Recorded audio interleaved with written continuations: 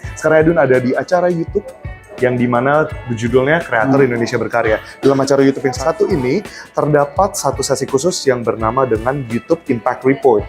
YouTube Impact Report ini melaporkan bagaimana YouTube, ekosistem kreatif dari YouTube berkontribusi sebanyak 7,5 triliun bagi PDB Indonesia di tahun tersebut, di tahun 2021 khususnya. Dan juga berbicara bagaimana YouTube memberikan sokongan dan juga dukungan bagi lebih dari 200.000 pekerja full-time equivalent atau FTE. And now with me, Mr. Gautam Anand. Hello, sir. Hi, how are you? Can I sit? Yes, of course. Okay.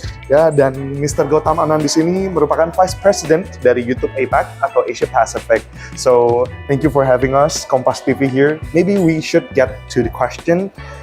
Our first question: why YouTube launched this impact report, and what differs this report with the annual financial report? So, first of all, it's amazing to be back in Jakarta. It's a special year for us because YouTube has been in Indonesia now for 10 years.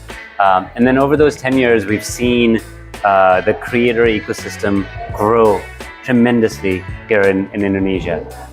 And so, 3 years ago, for example, we had just about 400 channels from Indonesia that had over 1 million subscribers. Now that's over 1,000 channels.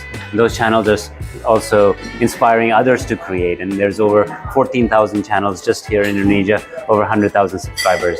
And as you know, we run one of the largest partner programs in the world, and we share back revenue that we generate from advertising back to creators. So we wanted to quantify, what is the overall impact of this growth of the creator ecosystem. So we worked with Oxford Economics to not just for Indonesia, but in 9 other markets, put out the impact reports that show the contribution that we're having to local GDP, to job creation. And I'm really proud to say that in 2021 alone, our impact to the Indonesian economy surpassed over 7.5 trillion Indonesian rupiah and the creation of 200,000 jobs. That's just for 1 year. And Only from 1 year. Yeah, and that's just quantifying, all the growth that we've seen and the activity, the revenue that creators generate, people that they hire, businesses that they start, the spending that happens to that around that. When you put it all together, what is the broader impact? That's why we did that. I see. And it's we're still waiting for the 2022 report. Is it true?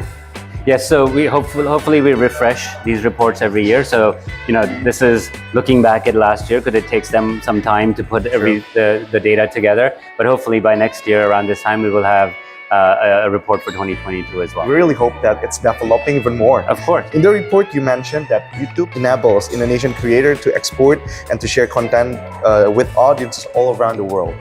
The question is, do we know how big is the international appetite towards Indonesia's content? So first of all, Indonesia by itself is a very diverse country. True. Right? With multiple languages and multiple regions. And so it's amazing to see that creators here are not just coming from big cities, but are coming from all over Indonesia. And so Indonesian content is spreading all across Indonesia. We used an example of Eko Show as a creator from East Indonesia that is using rap music to promote East Indonesian culture across Indonesia. And some of that content is spreading globally as well. Today we have over 2 billion people that come to YouTube every day. And so, it really depends on the type of content that you create, the language that you're creating in. But I would say on average, there's about 10% of the viewership, total viewership for Indonesian content is coming from outside of Indonesia. I see. And it's a really big impact, of course, and also the big amount. Maybe the last, if we were talking about how YouTube engage with the community and also the creator itself, I want to ask about what we hear from the talk right away. We heard before the interview that responsibility is the key of content creating as well. Absolutely. I mean, I want to just reiterate that responsibility is our number one priority. That's what our CEO, Susan, says all the time as well. Making sure that we are providing a safe environment for our users and creators and advertisers is of absolute importance to us.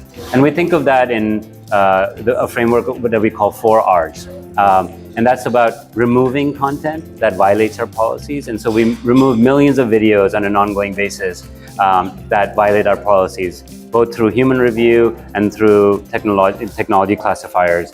We're also working really hard to raise authoritative voices. So we partner up with news organizations all over the world, and at the right times we are making sure that we're surfacing that authoritative news content. In Indonesia, we've also done a lot of work around health-related content, so people have access to good health-related information.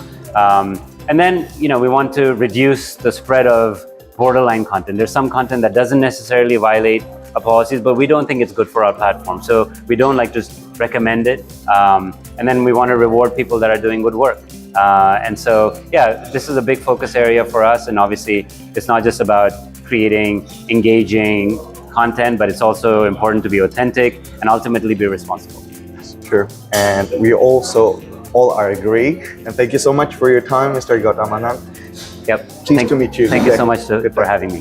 Sahabat Kompas TV, itulah dia tadi bincang-bincang bersama dengan Gautamanan, Vice President dari YouTube Asia Pacific. Sampai jumpa di video-video berikutnya ya. Jangan lupa untuk like, komen, dan juga share berita ini kepada kerabat dan keluarga semua. Sampai jumpa, salam sehat.